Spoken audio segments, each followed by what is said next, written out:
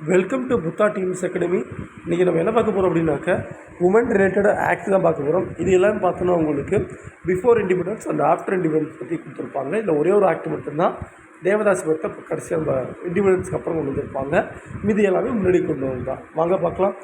வங்காள ஒழுங்குமுறை சட்டம் அதாவது பார்த்தோன்னா 21/1804 இதன் மூலமாக தான் பார்த்தோன்னா உங்களுக்கு பெண் சிசு கொலை சட்டவிரோதமானது அப்படின்னு சொல்லி கொண்டு வந்திருப்பாங்க. இந்த இடத்துல பெண் சிசு கொலை பொறுத்த வரைக்கும் பார்த்தோன்னா உங்களுக்கு தமிழ்நாட்டில் இது மாதிரி நடைபெறக்கூடாது என்பதற்காக முன்னாள் முதலமைச்சர் செல்வி ஜெயலலிதா அவர்கள் தொட்டில் குழந்தை திட்டத்தை சேலம் மாவட்டத்தில் 1992 கொண்டு வந்திருப்பாங்க.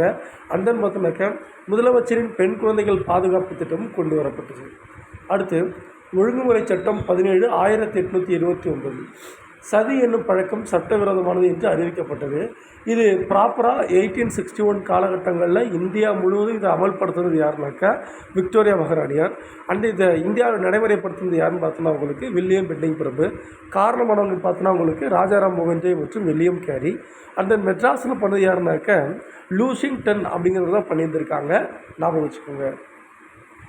அந்த இந்து விதவைகள் மறுமண சட்டம் 1856 விதவை மறுமணம் செய்யும் கொடுத்துருக்காங்க. இதுக்கு மிக முக்கியமான காரணம் யாருனாக்கா ஈஸ்வர சந்திர வித்யாசாகர் இருந்து ஞாபகம் வச்சுக்கோங்க. இன்றைக்கி விதவை மறுமணங்கிறதுக்காக பார்த்தோன்னா உங்களுக்கு டாக்டர் எஸ் தர்மம்பால் திருமண உதவி திட்டத்தை கொண்டு வந்திருக்காங்க, ஞாபகம் வச்சுக்கோங்க. அண்ட் தென் சாரதா சட்டம் 1930 சிறுவர் சிறுமிகளுக்கான திருமண வயதை கொண்டு வந்திருக்காங்க. பட் இன்றைக்கி நமக்கு எப்போ திருமண வயது இருக்குனாக்க பெண்களுக்கு பார்த்தோன்னா உங்களுக்கு 18, ஆண்களுக்கு 21 வயசு நிர்ணயம் பண்ணியிருக்காங்க. அண்ட் தென் தேவதாசி ஒழிப்பு சட்டம் 1947 ரொம்ப ரொம்ப முக்கியமானது. தேவதாசிங்கிற ஒரு சான்ஸ்கிரிட் வேர்ட், அது தமிழில் எப்படி சொல்ல வராங்கனாக்க தேவரடியார்கள்னு சொல்கிறாங்க. இது ஆக்டாக கொண்டு வரப்போ யார் சிஎம்மாக இருந்ததுனாக்க ஓமந்தூர் ராமசாமி இருந்திருப்பாங்க.